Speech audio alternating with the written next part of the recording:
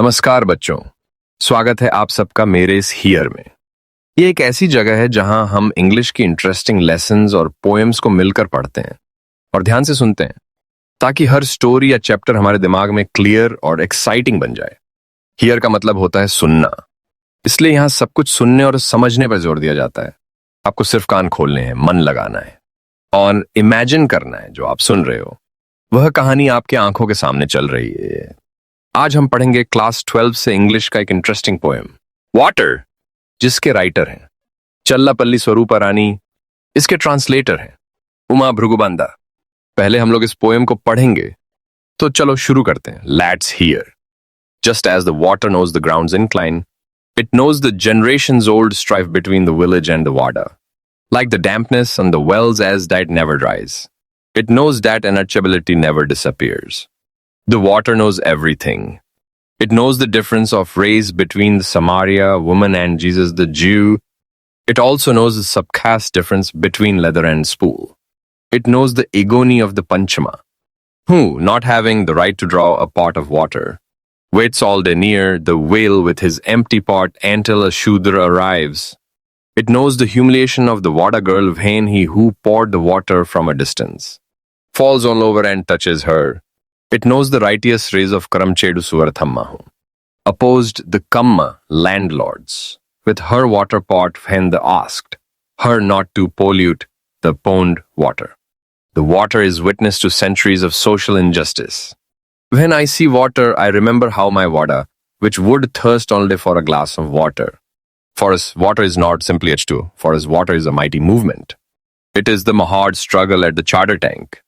A single drop of water embodies tears shed over several generations.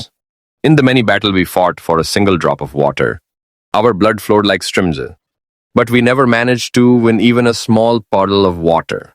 When I see water, I remember how we welcomed our weekly bath as if it was a wondrous festival, while the entire village bathed luxuriously twice a day. When I see water, I remember my childhood, when we walked miles to reach the big canal and carried back heavy pots, with the muscles and veins on our necks straining bursting.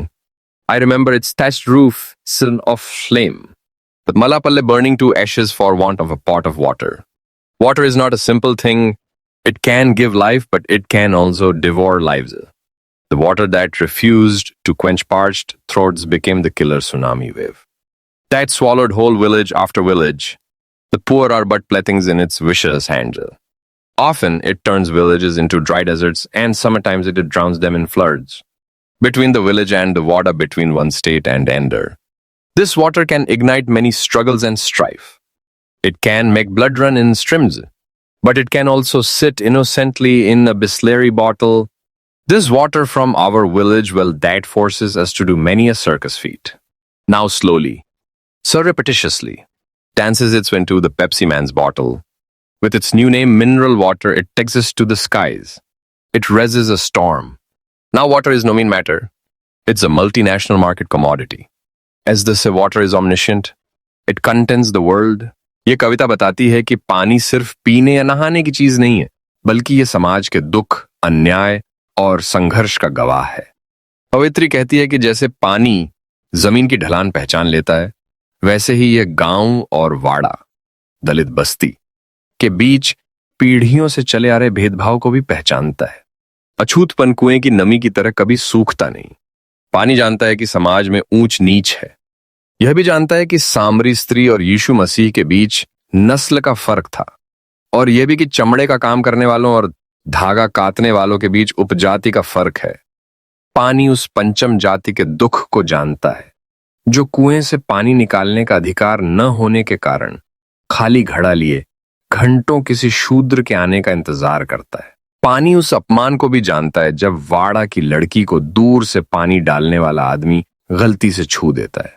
पानी को करमचेड़ू की सुवरथम्मा का गुस्सा भी याद है, जब उसने जमींदारों का विरोध पानी के घड़े से किया क्योंकि वे कहते थे कि तालाब गंदा मत करो। पानी सदियों से हो रहे सामाजिक अन्याय का गवाह है। कवित्री कहती है, जब मैं पानी देखती हूं तो मुझे याद आता है कि मेरी बस्ती रोज प्यास से तड़पती थी। हमारे लिए पानी एक आंदोलन है। यह महाड़ संघर्ष की याद दिलाता है।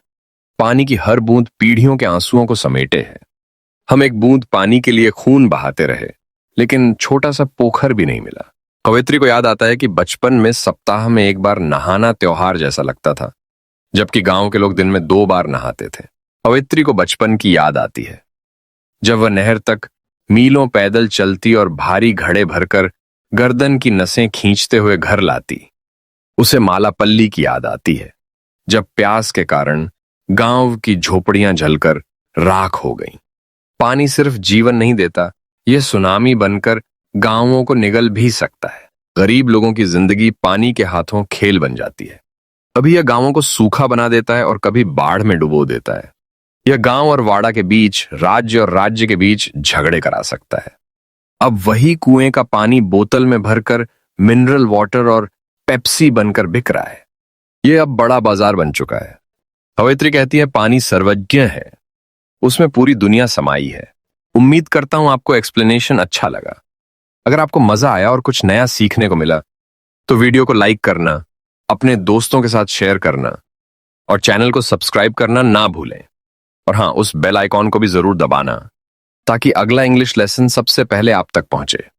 फिर मिलेंगे एक नए इंटरेस्टिंग लेसन के साथ। तब तक के लिए keep listening, keep learning and always here.